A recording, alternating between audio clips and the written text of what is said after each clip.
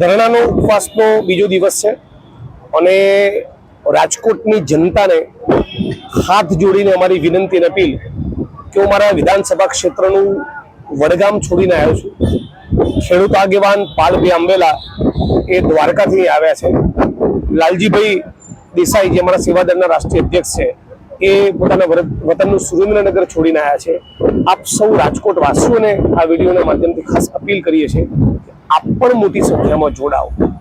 અને આખા રાજકોટમાં હું આજે મારો 10મો દિવસ છે, અનશનનો બીજો દિવસ છે, પણ એના 8 દિવસ પહેલાથી હું અહીંયા છું.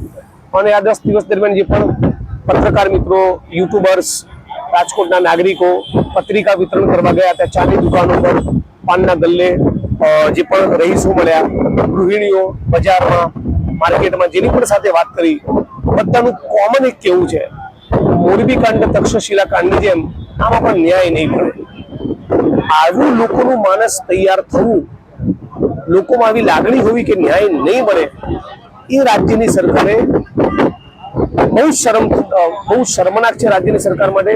અને ચુલ્લુ પર પાણીને ડૂબી બનવાનો વિષય છે. શા માટે ન્યાય નહીં મળે? અત્યારે 45 ડિગ્રીની ગરમીમાં પત્રકાર તરીકે તમારે રિપોર્ટિંગ કરવાનું હોય, મારે રેલી કરવાનું હોય તો આપણને કાઢવું પડે છે. જે બાળક, જે માસૂમ ભૂલકા 3000 ડિગ્રીની આગમાં ઓલવાઈ ગયા, એ પરિવારો, એમની માતા, એમના પિતા, એમના પરિવારના બીજા સદસ્યો, એની પર શું વીતતું હશે? આવું જો આપણે વિચારી ના શકીએ, એટલી પણ સંવેદના જો આપણે એમાં ના બચી હોય, તો મને લાગે છે કે ગુજરાતનું અને દેશનું શું ભવિષ્ય છે? આ SIT અને ACB તપાસના નામે ડિંડક કરી રહ્યા છે, રોજ છાપાવાળા રાજકોટમાં લખી રહ્યા છે. ફોર્માલિટી પૂરતું તમે ઇન્વેસ્ટિગેશન કરી રહ્યા છો. બાકી મોરબી કાંડમાં પણ આ રાજ્યની સરકાર અને પોલીસની ભૂમિકા આપણે જોઈ, તક્ષશિલામાં પણ જોઈ, શ્રેય હોસ્પિટલમાં પણ જોઈ, રાજકોટના શિવાનંદ હોસ્પિટલમાં પણ કોરોના વખતે જોઈ, ત્યાં પણ 8 લોકોના મૃત્યુ થયા. એટલે આટલા બધા લોકો, માણસ સતત મર્યા જ કરે અને છતાં આપણે પ્રામાણિક અધિકારીઓની બનેલી SIT નથી બનાવવા માંગતા. એનો મતલબ એમ કે તમે આ ભ્રષ્ટાચારને બરકરાર રાખવા માંગો છો, ચાલુ રાખવા માંગો છો, તમે આ લૂંટને પોષવા માંગો છો. એક અધિકારીને તમે પકડ્યા છે, પણ ભારતીય જનતા પાર્ટીના કોર્પોરેટરો, ધારાસભ્યો, cabinet minister, municipal commissioner, standing કમિટીના ચેરમેન, મેયર, આ બધા લોકોએ જે કરોડો રૂપિયા બનાવ્યા છે, ACB અને SIT એની તપાસ કેમ નથી કરતી? આ ACB અને SIT એની તપાસ નહીં કરે.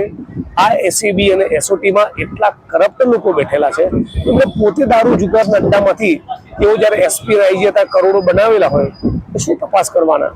એટલે વારંવાર મારી માંગણી છે, રિપીટેડલી કહું છું, સુધા પાંડે, સુજાતા મજમુદાર, નીલપિત રાય આવા નોન કરપ્ટ અને બાહોશ અધિકારી નહીં હોય તો તપાસ એના લોજિકલ એન્ડ સુધી નહીં જાય. અને સરકારને પણ કહેવા માંગુ છું, ને પોલીસને પણ, એમ ના સમજતા કે 3 દિવસ બાદ અમારો કાર્યક્રમ પૂરો થઈ જશે. રાજકોટના 18 વોર્ડમાં અમે જવાના છીએ. જ્યાં સુધી ન્યાય નહીં મળે ત્યાં સુધી મુદ્દો છોડવાના નથી. જ્યાં સુધી પીડિત પરિવારોને લડવું હશે ત્યાં સુધી લડવાની મારી તૈયારી છે. સાંજ સમાચારના માધ્યમથી સાંજ સમાચારના સૌ દર્શકો અને વાચકોને એટલી મારી હાથ જોડીને વિનંતી, હું મારા વિધાનસભાનું ક્ષેત્ર મૂકીને 10 દિવસથી રાજકોટમાં છું. આપ સૌ રાજકોટ વાસીઓ, આપણા જ પરિવારના લોકોને આપણે જીવન ગુમાવ્યા છે. દરેકે દરેક પરિવારને ન્યાય મળે અને ફરી રાજકોટ શહેરમાં કે ગુજરાતના કોઈ પણ ખૂણે આવી ઘટના ન બને અને મોટા મગરમચ્છોને પણ પકડવામાં આવે, એ લોકો પણ જેલના સળિયા પાછળ જાય, સચોટ SITનું ગઠન થાય, 4 લાખ નહીં 1 કરોડ રૂપિયાનું વળતર પીડિત પરિવારોને મળે, એના માટે આપણે બધાએ આગળ આવવું જોઈએ. બધાએ આ આંદોલનને, આ મોરચાને સમર્થન કરવું જોઈએ. રાજકોટની ગેમ ઝોનના અગ્નિકાંડમાં 27 જેટલા લોકો ગુજાઈ અને જે મૃત્યુને ઘાટ થયા છે, તેમના પરિવારજનોને ન્યાય મળે, તેના અર્થે કોંગ્રેસના કાર્યકારી પ્રમુખ અને ધારાસભ્ય જિગ્નેશભાઈ મેવાણીની આગેવાનીમાં રાજકોટ શહેર અને જિલ્લા કોંગ્રેસ છેલ્લા 72 કલાકથી ઉપવાસ આંદોલન પર બેઠે છે. આજે બીજો દિવસ છે.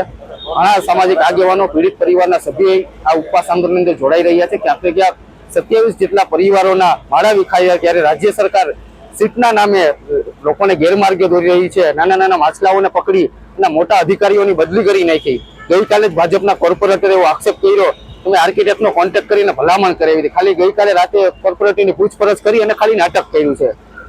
15 દિવસ જેવા નવા કમિશનર આવી ગયા છે, તેમણે પ્રેસને કે SITને સુભાષ ત્રિવેદીએ પ્રેસને સ્ટેટમેન્ટ નથી આપ્યું. તપાસ ક્યાં પહોંચી છે, કોના નિવેદન લેવાયા છે, હજી કોના નિવેદન લેવામાં આવશે, કોણ સાક્ષી છે, આ બધા ઘણા બધા શંકા ઉદ્ભવે તેવા સવાલો છે. ત્યારે માત્ર ને માત્ર સરકારને ગેરમાર્ગે દોરી છે. સુરતનો તક્ષશિલા કાંડ હોય કે મોરબીનો પુલ કાંડ હોય, માત્ર ને માત્ર સીટના નામે કોઈ ભૂલું સંકલવાનો પ્રયાસ કરી રહ્યો છે. પરંતુ જે 27 પરિવારો છે, તેમને અહીંયા જે પીડિત પરિવારો છે તેમને એના આપવીથી તમે સમજી શકો છો. અને ત્યારે આપણે ઘટના સ્થળ ઉપર હતા ત્યારે કોંગ્રેસ હકભાગીઓને ન્યાય મળે, ભવિષ્યમાં આવી ઘટનાઓ ના બને, અને જે પરિવારજન ગુમાવ્યા છે તેમને 4 લાખ રૂપિયાથી શું થાય? 1 કરોડ રૂપિયા સહાય આપો, સીટના કોઈ પણ સીટની રચના કરો. સુભાષ ત્રિવેદીની તમે નિમણૂક કરી દો, પણ સુભાષ ત્રિવેદી સરકારના ઈશારે કામ કરી રહ્યો છે. એસીબી માત્ર ને માત્ર છાપા નાખી અને નાટક કરી રહી છે. ખરેખર ભાજપના નેતાઓના ઘરે એસીબીએ રેડ કરવી જોઈએ, મોટા અધિકારીઓના ફરિયાદમાં નામ દાખલ કરવા જોઈએ.